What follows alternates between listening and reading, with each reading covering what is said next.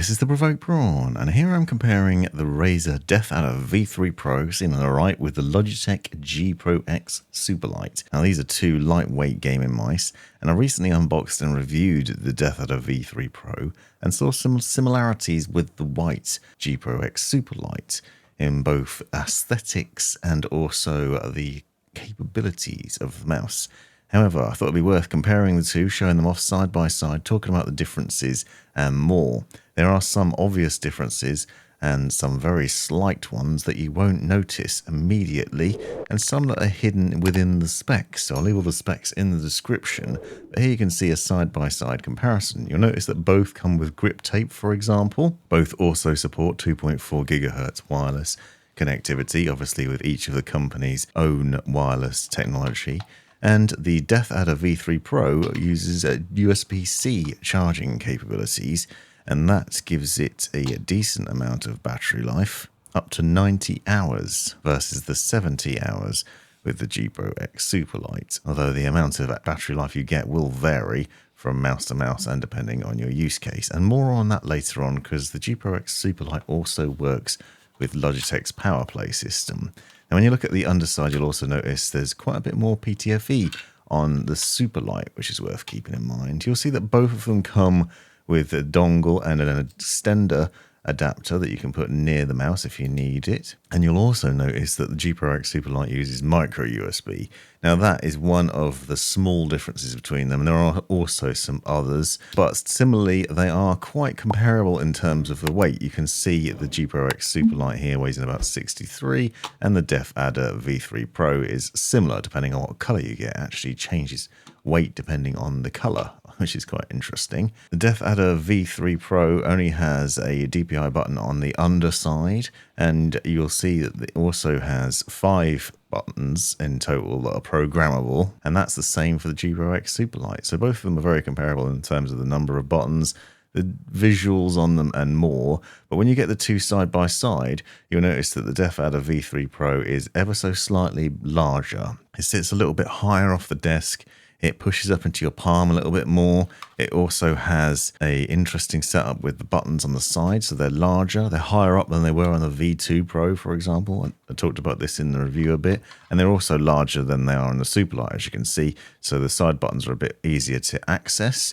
You also have LED indicators on both mice. You can see it on the front of the DeathAdder and behind the mouse buttons on the Superlight to let you know when you're running low on battery, which is a nice touch. There's quite a few similarities. You'll notice, for example, black and white mouse wheels on both of them, quite comparable there. I'm also going to do a sound test at the end so that you can hear the sound on the mouse mat and the noise of the click, so stick with me for that. Now, things that aren't immediately obvious is that the DeathAdder V3 Pro uses Razer's Gen-3 optical switches. So that has optical switches, whereas the G Pro X Superlight doesn't. It has mechanical switches. So in theory, the switches on the DeathAdder will last longer. They should actuate more accurately and respond better. And it also has a better setup in terms of the specs, because it goes up to 30,000 DPI, has 70 Gs max acceleration, 750 IPS. That's versus 25,600 DPI on the Superlight, 40 Gs max acceleration, and 400 IPS. So a significant difference in the specs. You can also upgrade the DeathAdder V3 Pro with a hyperpolling dongle, which will give you 4,000 Hertz polling rate over wireless. So there are some upgrades that you can do to both of them, and I'll talk a bit more about that later on. And it's interesting, but also the Superlight is tried and trusted by a lot of people. Many people will tell you that it's pretty awesome, and I really like it too, so don't get the impression that it's not a good mouse. But if you're looking for a slightly larger one than the Superlight, then the DeathAdder may well be it. Now, you have included grip tape in the box for both of the mice. You can see me applying it to the DeathAdder here. I also used it on the Superlight in the previous video that I did on the black version of this mouse. You'll see it's a little bit more grippy on the DeathAdder. It has that sort of snake-like texture to it, whereas the Superlight version is a bit smoother. However, it doesn't really add much in extra weight. You can see with the addition of the grip tape, you only really have 1 or 2 grams more on either of the mice, so it's not particularly heavy. However, I also will note that I don't really think it's 100% necessary to apply it. I think it's worth trying it without before you do put it on. just to see how you get on with it. It's obviously going to vary depending on how sweaty or oily your hands get, but in my experience, it wasn't really that necessary. However, I do like the aesthetic that the Razer grip tape adds to the DeathAdder because it makes it look a little bit more angry and snake-like, a bit more dangerous. You can see some of the sort of subtle differences to them. The Superlight is a bit more smooth and has a smaller, rounder, compact frame to it, whereas the DeathAdder sort of sticks out a little bit more. It has that Razer aesthetic to it, whereas the Superlight has a much more understated design. You'll notice that neither of them have RGB lighting, so these aren't traditional gamer mice, and that's partly to maintain that battery life, so they're capable in that way. You'll see that the DeathAdder V3 Pro doesn't flare out quite as much as the V2 Pro did, so it's not quite as angry and it's easier in the hand. The Logitech is available in multiple different colours. You can see a sample of them here, and you will notice the black one has got the grip tape on, doesn't look quite as nice. The other thing that's an advantage here is the power play system, which gives you infinite charge basically, so you never have to plug it in.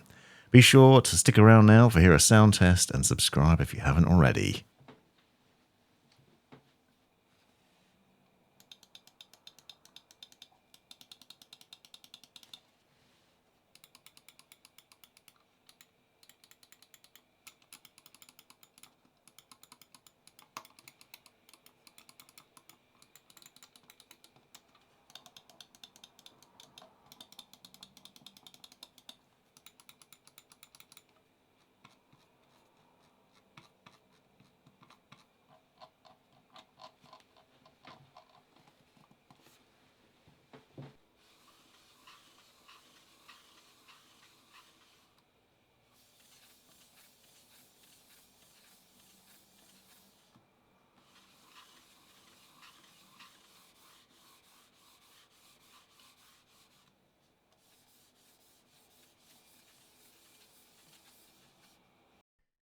This has been the Provoked Prawn. Hope you found this video useful, interesting, hilarious, or otherwise. Take a look at these other videos that I think you might find interesting as well. And have a look at the description for links and other information you might find useful. Click that join button to see the benefits of being a member of my YouTube channel. And most importantly, have a great life.